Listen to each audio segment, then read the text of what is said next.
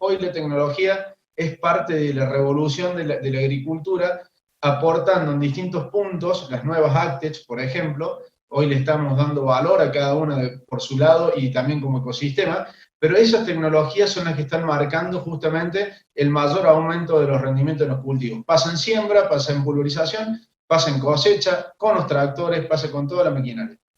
Bueno, el país está tratando de ver el logro de 200 millones de toneladas en los próximos años. Puede ser 5, puede ser 10 años, o puede ser antes. Y bajo esa premisa de los 200 millones de toneladas de granos producidos, empiezan a, obviamente, a tener más importancia la maquinaria, más tecnificada, más robotizada, más eficiente, y todas las nuevas tecnologías. La frase que utilizo ahí, que es de Gary Small, dice: desaprender consiste en mirar de manera crítica lo que ya sabemos y ser conscientes de que lo que funcionaba ayer, hoy probablemente no funcione. Nosotros en el sector tenemos una forma reactiva siempre de decir, nosotros hacemos las cosas muy bien, no necesitamos correcciones. Yo creo que en el mundo actual todo el mundo está necesitando correcciones y digamos que ni siquiera son correcciones año a año, sino que son semana tras semana. Lo que se está viendo hoy con la pandemia, lo deben estar viendo cada uno de ustedes. Estamos viviendo situaciones donde pasamos a ser mucho más eficientes de lo que éramos antes. Nosotros hoy tenemos 5 reuniones en un día, que antes una reunión llevaba a lo mejor 1 o 2 días, porque teníamos 500, 600 kilómetros de viaje, 2, 3 horas de reunión y volverse de ese viaje. En eso se elaboraba la reunión de ida, se elaboraba la reunión de vuelta y teníamos mucho más asentado las cosas, no tanta rapidez. Hoy tenemos 5 reuniones de temas distintos, la cabeza muchas veces es la que puede llegar a determinar ese punto de inflexión.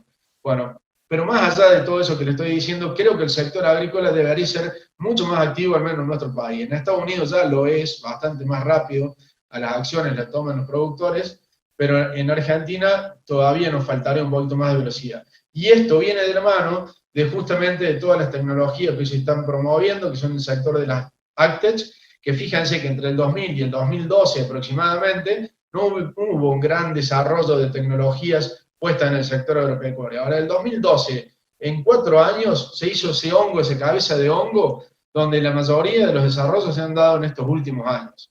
Y estos desarrollos pasan a ser los que suplantan a la agricultura de precisión, porque no es solamente aplicar tecnología en la maquinaria y nada más, sino que ya empiezan a haber un tema de lo que son plataformas de comercialización, que hay muchas, ya por suerte en Argentina hay, y son muy interesantes. La robótica, el automatismo, la tecnología aplicada, los software, la transmisión en tiempo real, todo eso es parte de esta nueva forma de producir en el sector agropecuario, que yo creo que va a ser muy interesante y que tenemos que estar todos con la cabeza bien abierta para lograr hacer los cambios en tiempo y forma y podernos diferenciar de los países que compiten con nosotros. Tenemos un punto que es muy importante en el nuestro respecto a todo lo que es el Cono Sur y diría que Latinoamérica, de que somos el único país que producimos de una manera con menor cantidad de insumos, digamos, comparando con los otros países. Tenemos siembra directa, lo cual la captura de carbono nos ayuda un poco más que en otros países. Estamos haciendo rotaciones con cultivos verdes, estamos yendo a lo que son sensores selectivos de aplicación de maleza, con lo cual eso también nos ayuda en la huella de carbono y la huella hídrica. Los alimentos van a ser la vertical que nos van a marcar el trabajo nuestro de campo en la actualidad y en el futuro. Entonces creo que es muy interesante que tengamos bien los ojos abiertos y estar pensando en el futuro, porque el futuro se viene muy rápido. Hay que tratar de meter a las nuevas generaciones en esto, que se ven muy motivadas. Mucha gente ha dicho, yo quiero ser parte de este cambio, quiero probar y quiero renegar con los robots que están entrando, pero me encantaría ayudar a desarrollarlos. Y eso es lo que va a pasar, porque las AgTech tienen una virtud de que un robot puede tener 20, 30, 100 AgTech, son todas, podrían ser startups o aplicaciones que se le pongan al robot, con distintas modificaciones que pueden ser parte el productor de realizar.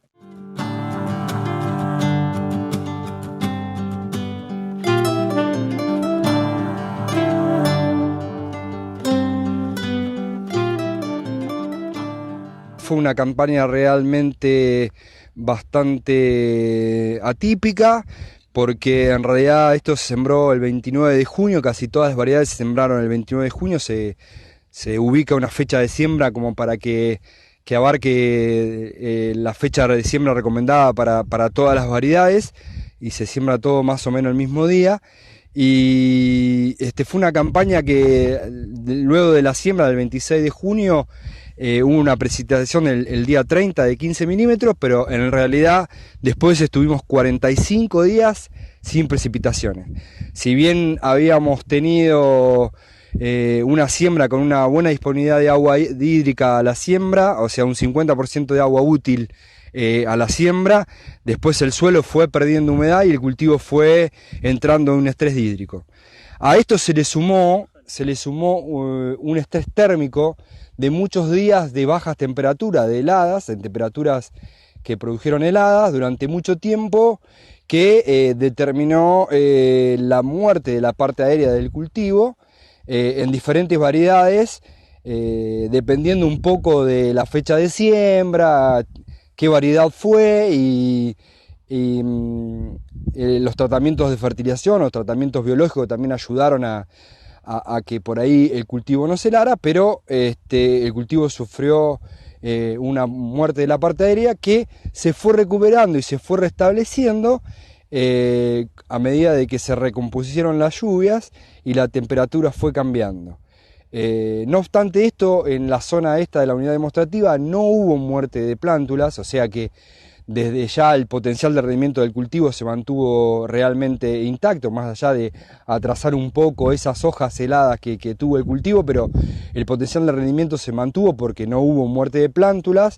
Se midió la densidad sembrada y la densidad después obtenida y la densidad después de las heladas, y fue más o menos en los mismos valores, pero un año que después se restablecieron la lluvia y el balance hídrico durante el periodo crítico para la determinación del rendimiento del cultivo de trigo, en espigazón más o menos, tuvimos buena disponibilidad hídrica, entonces los trigos fijaron granos y mantuvieron las etapas de llenado con buenas condiciones de agua y de radiación y de fertilización según tratamiento, que hicieron que los cultivos estén muy buenos.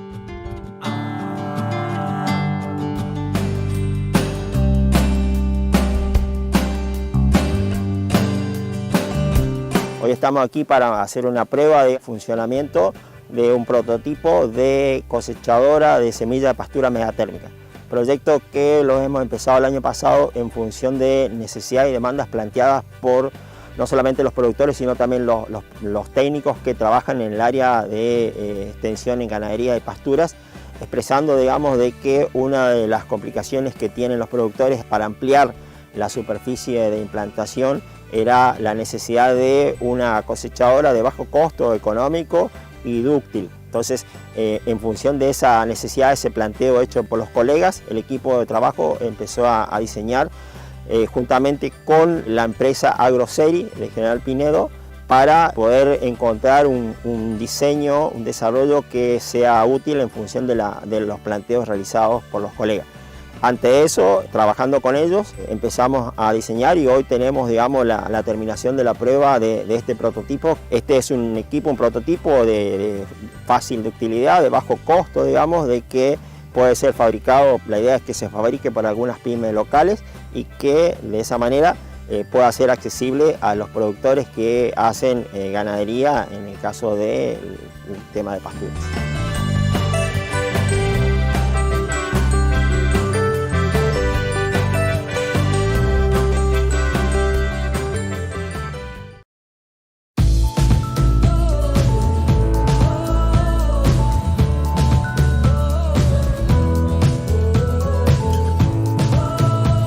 Buenos días, mi nombre es Sergio Leiva, soy técnico de la Agencia de Extensión Rural INTA y Mogastar, y en esta oportunidad la institución quiere seguir acompañándote para que puedas obtener de tu huerta alimentos sanos de forma económica y de excelente calidad. En esta ocasión vamos a ver cómo preparar un insecticida a base de ajo, ají picante y alcohol etílico. Este insecticida te va a servir para diferentes tipos de plagas, como por ejemplo pulgones, trips, mosca blanca y arañuela. Ahora a continuación vemos los ingredientes que vamos a necesitar. Bueno, para preparar el insecticida vamos a necesitar 50 gramos de ají picante, 50 gramos de ajo, en este caso solamente sacamos los granos, pero no hace falta pelarlos. Vamos a necesitar 1 litro de alcohol etílico. En lo posible utilizaremos una botella de boca ancha para que sea más fácil incorporar los ingredientes. Una mini pimer o cualquier triturador, sea una multiprocesadora o una licuadora. Y bueno, una balancita como para tener, para poder pesar y poner los ingredientes con el peso justo.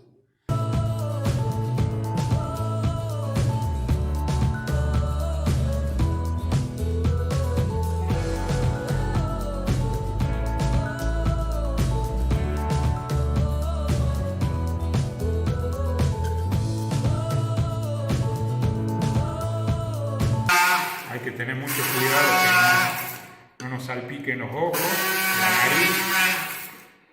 Quizás sea conveniente aplicarle un poquito del alcohol, como para que no nos salga.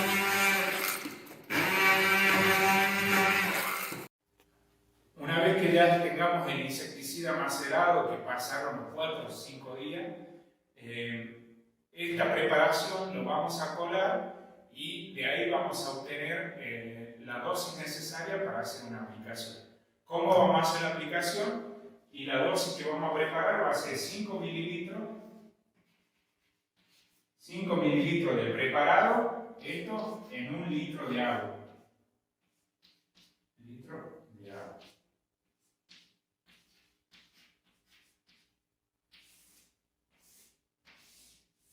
Esta es la dosis que vamos a utilizar para poder aplicar en nuestra huerta o en cualquier frutal.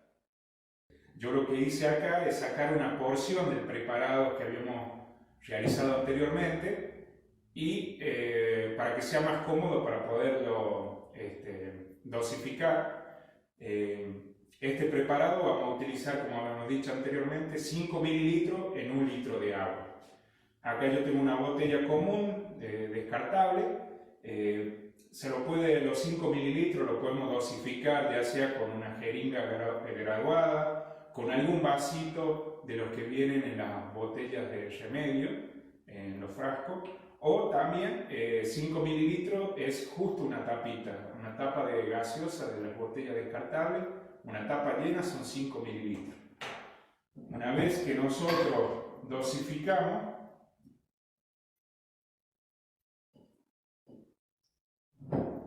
para que veamos, 5 mililitros, habíamos dicho, una tapa completa. Se llenó la tapita, esta tapita es la que vamos a utilizar en el litro de agua. Esta preparación ya está lista para ser utilizada. En este caso, yo cuento con un pulverizador para la botella que se adapta a cualquier botella, pero podría ser un pulverizador común de los que tenemos en cualquier casa, la que se utiliza para poder rociar la ropa, por ejemplo, o puede ser una mochila o un tanquecito pulverizador. Dependiendo de la cantidad que vamos a pulverizar, es la cantidad que vamos a dosificar, ¿no?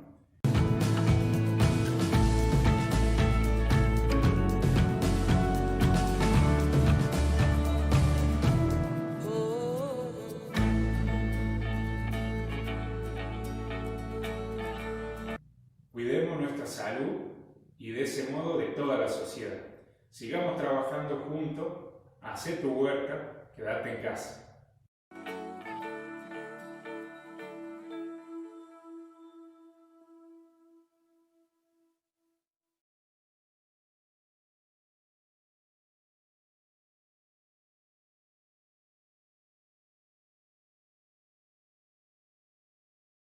Buenos días, yo soy Marco Zubiabre, trabajo para el programa de agricultura urbana y periurbana del municipio de San Carlos de Bariloche.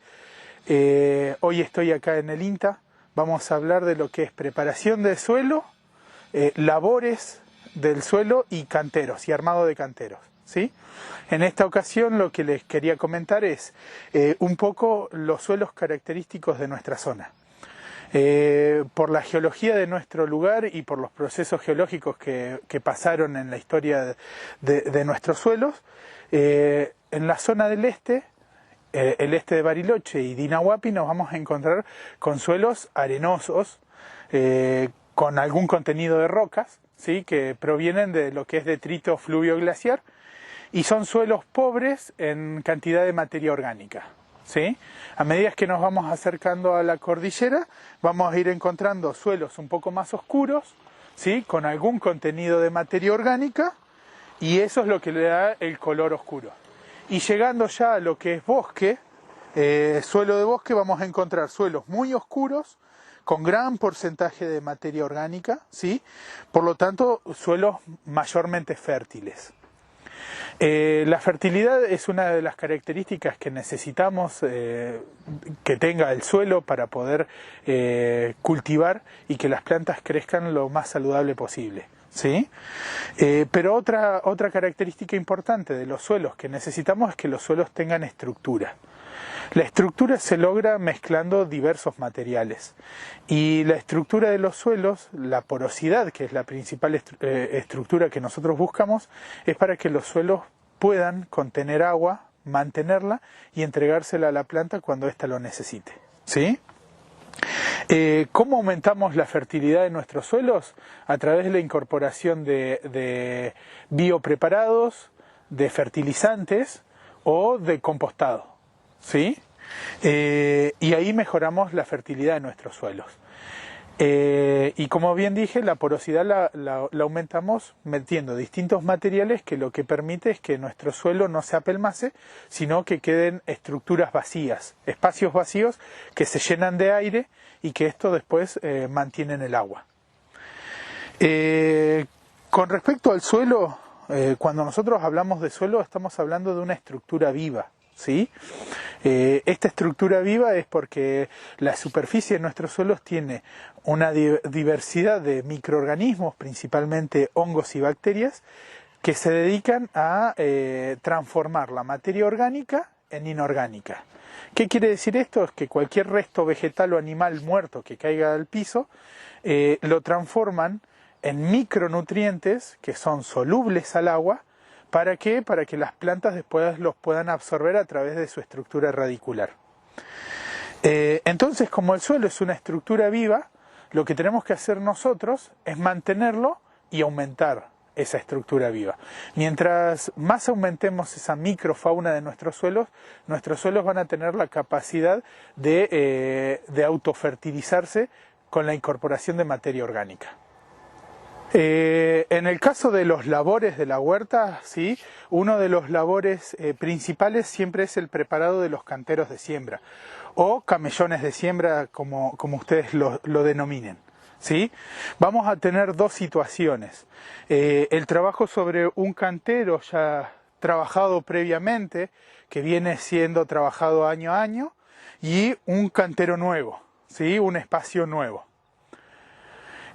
¿Cuáles son las principales herramientas que nosotros vamos a usar? Va a depender de cada una de las situaciones.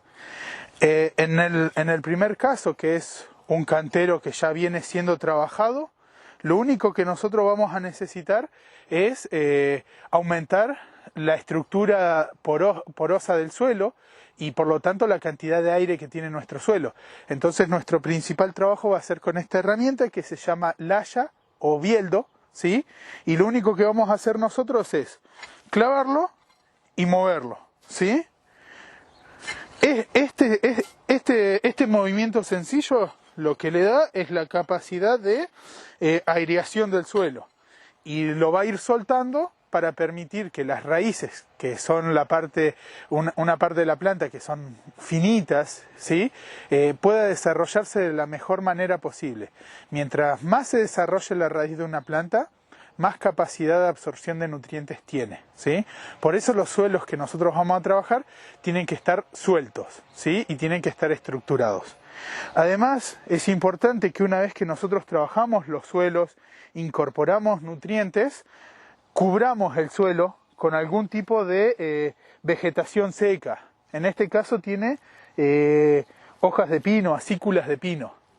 Esto hace que todos los nutrientes que nosotros le incorporamos no se erosionen a partir del viento y la lluvia. Es importante entender que los nutrientes son solubles al agua.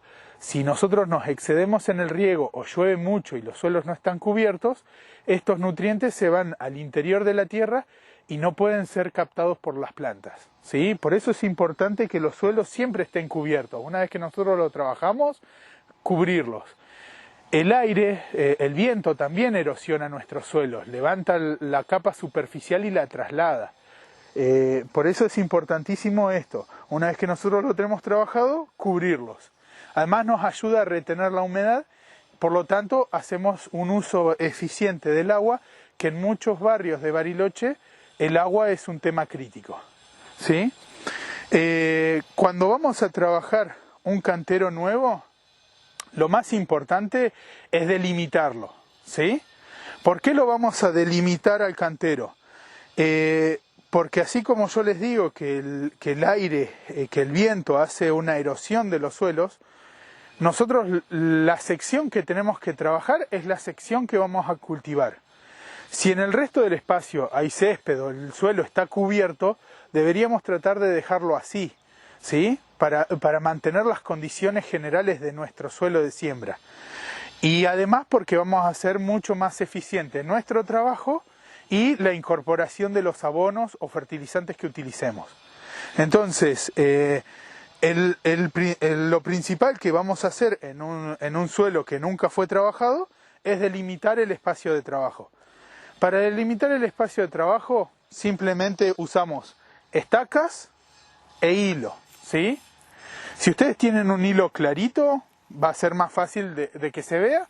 Nosotros en este caso tenemos un hilo oscuro. Ustedes utilicen el hilo que tengan, ¿sí? No vayan a comprar, porque la idea es que nos marque el lugar que nosotros vamos a trabajar. Una vez que nosotros tenemos nuestro suelo delimitado, ¿sí? Que va a ser la superficie que nosotros vamos a trabajar, podemos empezar a trabajar en su interior. Es importante hacer los canteros de una dimensión acorde al trabajo que nosotros podemos hacer, ¿sí? ¿A qué me refiero con esto? Una vez que nosotros trabajemos este suelo y que tengamos nuestra siembra, vamos a tener que hacer otros labores, que lo vamos a explicar más adelante, como son el raleo o la limpieza, ¿sí? De malezas. Entonces es importante que nosotros podamos llegar desde el borde de nuestro cantero hacia el interior de este y que no nos quede ningún espacio donde nosotros no podamos llegar con nuestra mano. Por lo tanto, los canteros, si uno tiene acceso de ambos lados, se pueden hacer hasta de 90 centímetros de ancho. Cuando nosotros tenemos acceso solamente desde un lugar, el espacio va a estar limitado por el largo de nuestro brazo. Entonces los canteros se reducen a 50, 60 centímetros, ¿sí? Eso es importante por los labores a futuro que vamos a tener que realizar.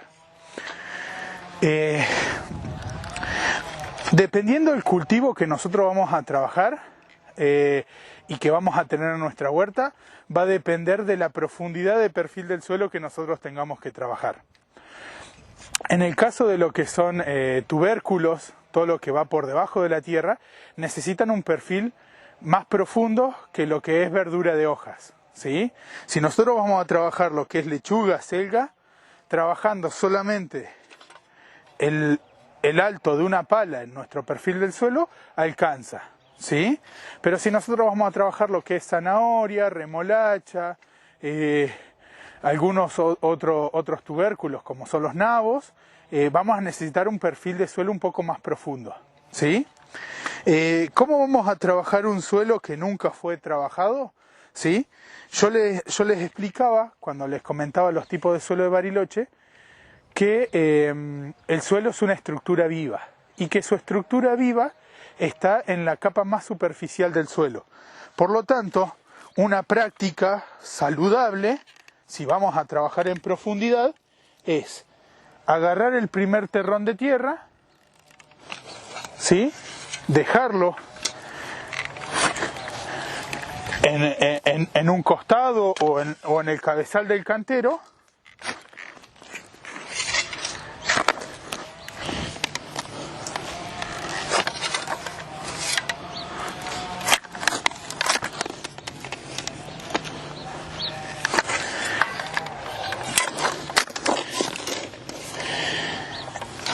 y a partir de esta altura trabajar la profundidad, ¿sí? Que es donde el suelo ya se pone mucho más duro, ¿sí? Y con este trabajo, ¿sí?, de clavar la pala bien profundo, por debajo del nivel que nosotros estuvimos trabajando, ya por lo menos estamos trabajando más del ancho de la pala. Una vez que nosotros hicimos este primer trabajo ahí, ya vemos que por lo menos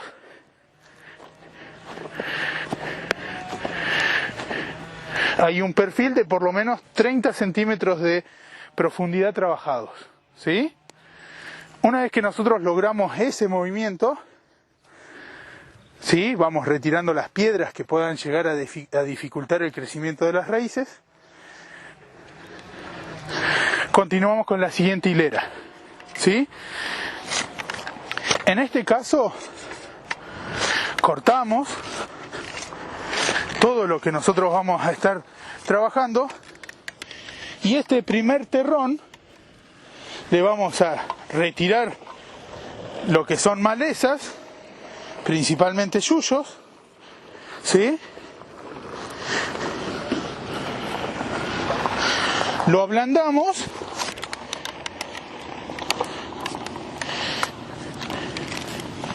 y lo colocamos a donde nosotros habíamos sacado la primer hilada. Esa última hilada la vamos a incorporar al final del cantero, ¿sí? Pero el trabajo es sencillo: aflojar, retirar las malezas sin mucha tierra.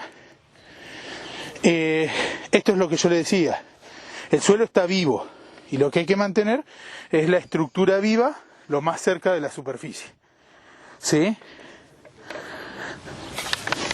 Una vez que tenemos esto, lo trasladamos al lugar donde habíamos movido sin darlo vuelta, ¿sí?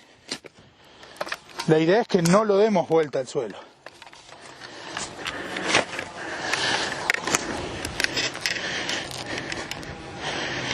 Van a ver que una vez que ustedes trabajan con la pala, ya todo lo que es las raíces y las malezas se retiran muy fácilmente.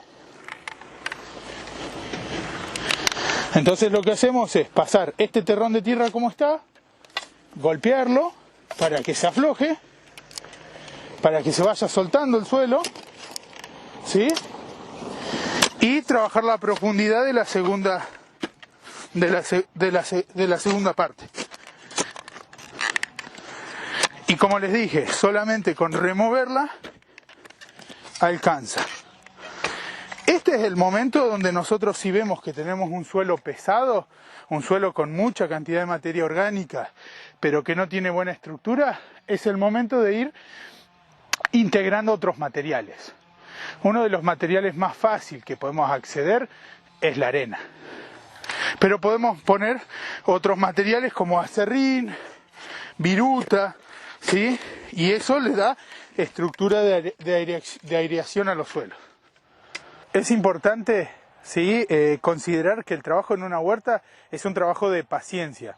Y como conlleva un esfuerzo físico, lo que hay que hacer es cuidar también el cuerpo.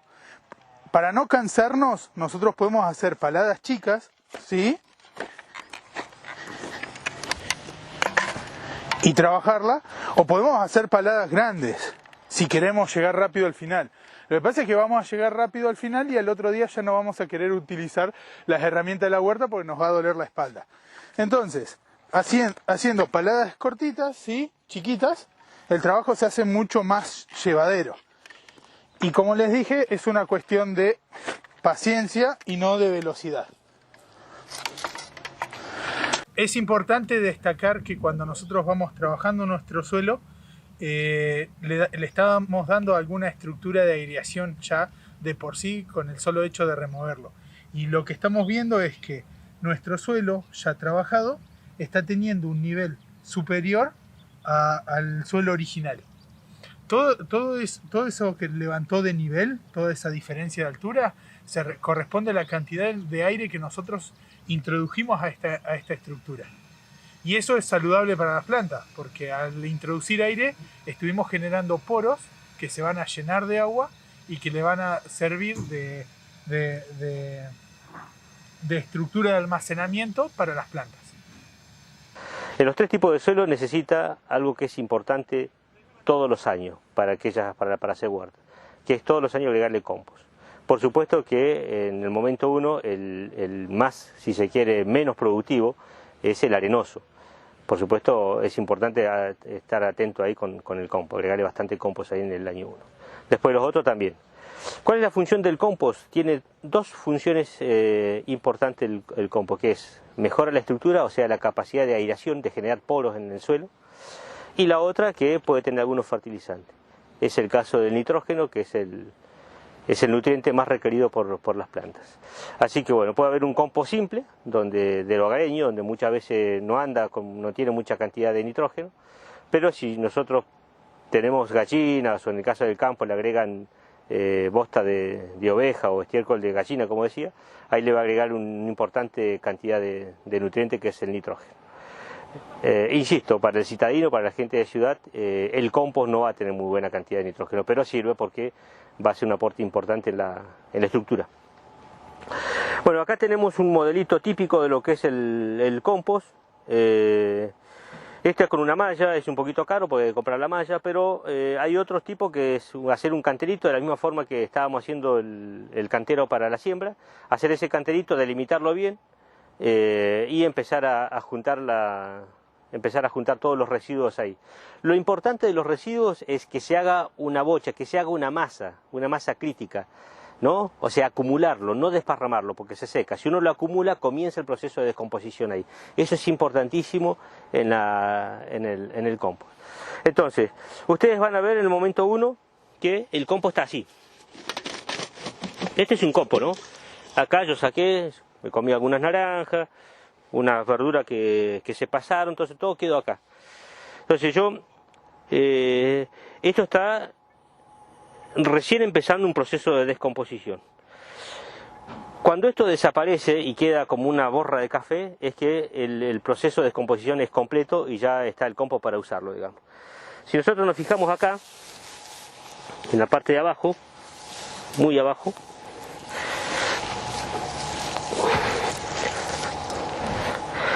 vamos a encontrar quizás, ¿no?, ya el proceso de descomposición mucho más avanzado. Esto acá ya pasaron 6 meses, digamos, ¿no? Y si yo me voy mucho más abajo aún, ya el proceso va a ser completo de descomposición. Es importante que la descomposición o la maduración sea completa, que no se corte, digamos. Acá en esta zona dura más o menos un año, 8 meses, un año, ¿no? Y para que tengan en cuenta, una familia de 4 personas tipo produce más o menos 1 metro cúbico por año, la cantidad necesaria como para poder hacer 30 metros cuadrados de huerta. Esa es la relación.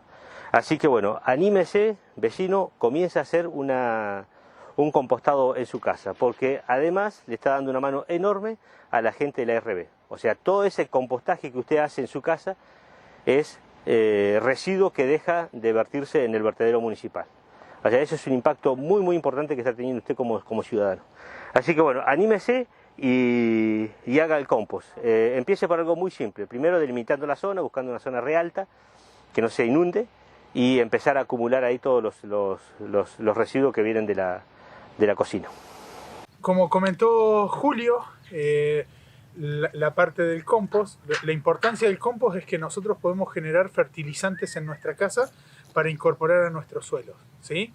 Como yo les decía, la incorporación de abonos o fertilizantes se produce en una capa muy superficial del suelo, ¿sí? Entonces, de allá del compost traje ya material maduro y lo que vamos a hacer es irlo incorporando en una película muy fina, ¿sí? No hace falta que hagan demasiada estructura o superficie, porque acá ya hay muchos nutrientes que se van a ir incorporando solo a través del riego en el suelo, se van a ir incorporando a nuestro suelo. Vean que hace 10 o 15 minutos que estuvimos trabajando la tierra y que ya se está deshidratando, ¿sí? Está perdiendo humedad. Para que nuestros suelos contengan la humedad necesaria y además sea eficiente en nuestros riegos, es que después, al final de lo que es la incorporación del compost, ponemos algo de cobertura, ¿sí? La cobertura simplemente protege al suelo, que no quede desnudo, de la deshidratación solar o la erosión por el viento. Y ahí es donde nosotros ya podemos decir que nuestro suelo ya quedó listo y preparado para el trasplante o una siembra directa. En el caso de que ustedes puedan llegar a conseguir abonos de corral de chiva o oveja, lo que pueden hacer es incorporar ese fertilizante en la capa superficial e igualmente cubrir. En el caso de que tengan gallinero o puedan conseguir piso de gallinero, lo ideal es que todo lo que es residuo de pollos o de aves sufre el proceso de descomposición. Así los nutrientes están mucho más accesibles. Si nosotros los incorporamos frescos, son tan fuertes, tienen tanto contenido de nitrógeno, que nos termina de alguna forma perjudicando nuestro cultivo. Así que esas son las recomendaciones básicas. Lo que es oveja, lo que es caballo o vaca, por lo general tiene muchas semillas que no pasaron el proceso de digestión. Por lo tanto, lo que hacemos es incorporar más malezas que nutrientes. Entonces esos estiércoles también está bueno que se incorporen al compost.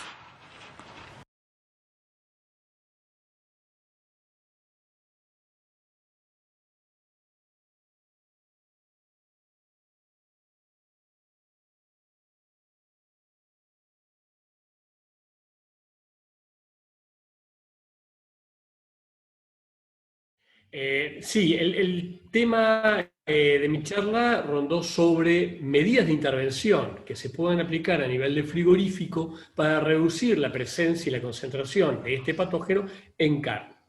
Entonces se probaron varias intervenciones, fundamentalmente ácidos orgánicos, ácido láctico, ácido acético, ácido cítrico y algunos desinfectantes y también agua caliente, y se evaluó su impacto en la prevalencia y la concentración del patógeno. No fueron pruebas in vitro, pruebas en laboratorio, sino pruebas in vivo en los mismos frigoríficos que después pudieran adoptar estas intervenciones. ¿Qué es lo que genera esto? Que los resultados son fácilmente transferibles en términos muy cortos, digamos, de implementación. Esa es la idea general. Lo que probamos y lo que obtuvimos como resultado es que, bueno, hay determinados ácidos orgánicos, fundamentalmente el ácido láctico, que es un ácido orgánico apto para su aplicación en alimentos, es una sustancia reconocida como que no genera ningún tipo de efectos negativos. De hecho, es un ácido orgánico que está presente en muchos alimentos de consumo habitual, por ejemplo, los yogures tienen ácido láctico. Ese fue el mejor tratamiento aplicado bajo condiciones controladas, es decir, aplicadas en cabinas de aplicación, donde uno puede perfectamente dosificar la cantidad de ácido orgánico a aplicar, la homogeneidad en la aplicación, y que siempre sea de la misma manera.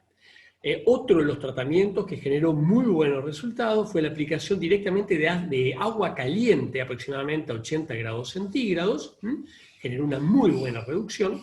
Y luego también lo que obtuvimos como resultados interesantes a la hora de la adopción de la metodología es en qué momento de la faena aplicar. Uno no puede aplicar ningún tipo de intervenciones antes de la inspección la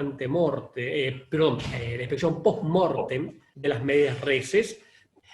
El tema es que cuanto más se postergue esa aplicación entre la inspección post-mortem y el ingreso de las canales a la cámara frigorífica, mejores son los resultados.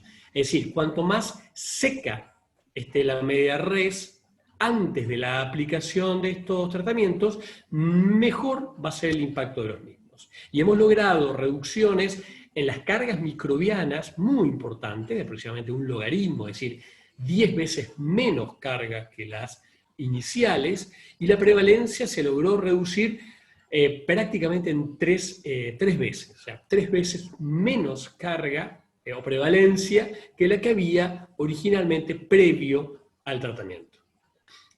Son metodologías muy fáciles de instrumentar. De hecho, de nuevo, la hemos logrado instrumentar en los frigoríficos durante las experimentaciones, o sea que no es algo que requiera cosas muy sofisticadas o que tengan un costo que sea prohibitivo para su adopción rutinaria por parte de los frigoríficos. Es una herramienta más que se aplica a un procedimiento de faena que tiene que ser realizado correctamente desde el inicio, y esta intervención es un colaborador, ayuda en ese proceso a colocar una intervención más, un control más, un obstáculo más para que los microorganismos estén y prosperen. De nuevo, hay que aplicar estas intervenciones en el marco de un procedimiento de buenas prácticas de faena y procedimientos de limpieza habituales. Otra cosa interesante que tiene estas intervenciones es que no son patógenos específicos, es decir, no son intervenciones dirigidas únicamente a Escherichia coli brotoxigénica, sino que aplica para otro tipo de patógenos que pudieran estar eventualmente en las medias reses.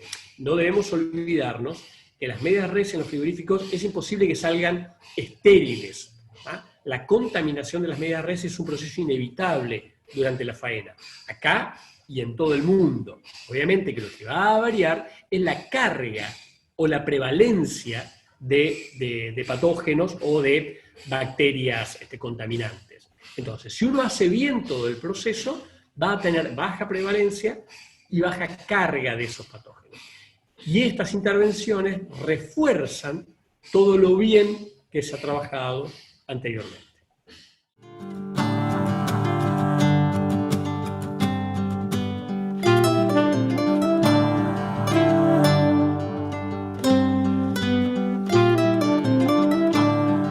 Conciencia de la cantidad de plástico que nosotros descartábamos, y a partir de eso como que nos dijeron, bueno, hay una solución para hacer esto, y a la que les guste podría ser las botellas, los ecoladrillos, y a partir de eso como que las chicas y no todas en realidad fuimos como que empezando a hacer ecoladrillos de a poco, y nos terminó gustando y terminó casi todo el club, todo, y bueno, y así a poquito lo fuimos llevando a arrecifes y a los distintos clubes. Bien. Lo de la tribuna surgió porque no teníamos ninguna, digamos, entonces justo se dio para, bueno, cuando jugábamos los partidos, donde nos veían nuestros padres o quien nos quiera ver. Y bueno, en su mayoría se traían sus sillas, sus reposeras, pero no había algo del club para que ellos vengan y se sienten. Y bueno, y surgió esa idea como algo más primordial. Entonces nos pareció una buena forma de forma rentable y ayudando al ambiente, a hacer unas tribunas para la comodidad de la gente que nos quiera venir a apoyar y a ver. Lo que nosotros sacamos son algunas conclusiones y planteamos sobre todo hipótesis basado en incertidumbres. Particularmente porque desde China se considera que el SARS-CoV-2 es un virus que se transmite por los alimentos, y esto no es así. Esto es como pensar que la gripe se transmite por los alimentos. Hay, como bien mencionaste, una serie de instituciones de referencia a nivel internacional de distintos países, agencias de investigación de Europa, de Sudamérica, de Estados Unidos, que claramente están diciendo, más allá de la Organización Mundial de la Salud, la FAO, la OIE, que esto no es una enfermedad que se transmita por los alimentos, no puede ser considerada así, y China lo está considerando así. Pero no solamente por los alimentos. China está haciendo particularmente enfática en la transmisión a través de superficies, de las superficies que contienen a los alimentos congelados que ellos compran en el resto del mundo. Y particularmente hago mención a la Argentina, ¿no es cierto? Y no solamente a carne bovina, porque en Argentina hay casos también de carne de aves, carne de cerdo, de carne de peces, de pesca. Entonces esto es una medida realmente arbitraria que no está fundada en información científica. En ese contexto es donde nosotros hicimos este ejercicio teórico de ver cuál es realmente el riesgo que existe de que alguien se enferme por la presencia, en el peor de los escenarios, del ARN del virus en la superficie de una caja. Aclaramos, el ARN no es infectivo. Para ser infectivo el virus tiene que estar envuelto y tiene que tener todas las características morfológicas asociadas al virus para poder ser infectivo. Esto no es lo que han encontrado jamás hasta ahora en China. Pero en el peor de los escenarios, si esto fuese así y se encuentra un virus infectivo, la probabilidad de que una persona se enferme es de una en... Primero lo habíamos calculado cuando hacía los análisis de forma centralizada China, en 1 en cada 250.000 muestras analizadas, lo cual daría que la probabilidad de que alguien se enferme es de 1 en 1 billón, o sea, 1 y 12 ceros atrás. No alcanza la población del mundo para entrar en este paquete. Y después, en China, hubo una información actualizada con base en una decisión que tomaron, que es la descentralización del análisis, y lo descentralizaron a los distritos del interior de China, y ahí hubo 10 distritos o provincias, como quieran llamarlo, que empezaron a hacer análisis, y ahí es donde se empezaron a detectar un montón de muestras positivas. Volvimos a hacer el cálculo, y ellos con esos análisis positivos estimaron que hay 2 casos positivos sobre 40.000 muestras analizadas. Esto a nosotros volvimos a hacer el cálculo de estimación de cuánta gente se puede enfermar, y es 1 en 100.000 millones. El riesgo es realmente insignificante. Entonces, en este contexto, además, hay falta de información técnica por parte de los chinos, porque no sabemos qué PCR están haciendo. Es muy llamativa la situación que mientras estaban el análisis centralizado en Shanghái, hubo 22 muestras positivas sobre 3 millones de superficies analizadas. Siempre son superficies, nunca alimentos, porque los alimentos les dieron todos negativos, supuestamente. Cuando lo descentralizaron, aumentaron un montón la detección de ARN, pero ellos informan en material genético, presencia de material genético, y no hacen referencia a la técnica que usan, no hacen referencia a la validación de esa técnica, ni a un montón de detalles técnicos que nosotros pusimos a modo de pregunta en el informe que publicamos desde la Red de Seguridad Alimentaria de CONICET. Entonces esto genera una enorme incertidumbre, y lo que se ve a las claras es que es una medida arbitraria que no tiene una base científica. En Argentina se dan todas las garantías porque se aplican protocolos muy exigentes y costosos, ¿no? Porque todo esto de la exigencia acarrea también un costo.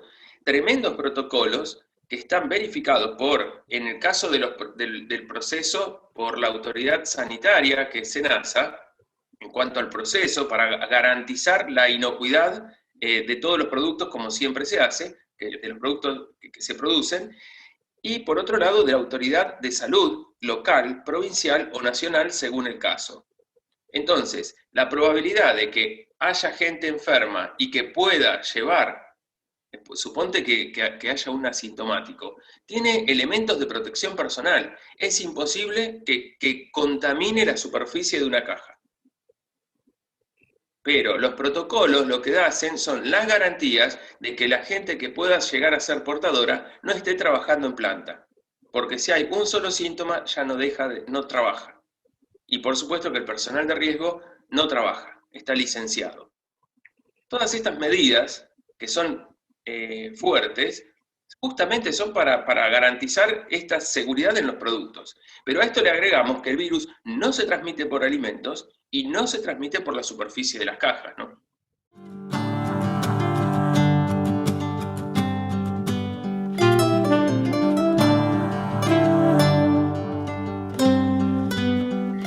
Bueno, el vínculo con la familia Cauda Cauda ya hace unos años que es multiplicador de nuestros productos, o sea, hace más de 4 o 5 años. Y bueno, nosotros estamos en el sudeste de la provincia de Buenos Aires, es una manera de que nos conozcan también, digamos, centro-norte de Buenos Aires. Entonces, bueno, Chacabuco es un lugar, si bien es centro de la provincia, que nos permite mostrar nuestros materiales. La relación con Santiago Cauda o Cauda Semillas nos ha permitido, digamos, poder difundir nuestros materiales a través de ellos. Como nosotros también queremos darle un realce más y mostrar mejor nuestros materiales y darle algún toque, digamos, de ensayos y poder hablar otras cosas de nuestros materiales, es como que nos ligamos con el INTA de Chacabuco, y el INTA de Chacabuco el que nos permite, digamos, hacer las parcelas, mostrar microparcelas. El año pasado ya hicimos un día de campo.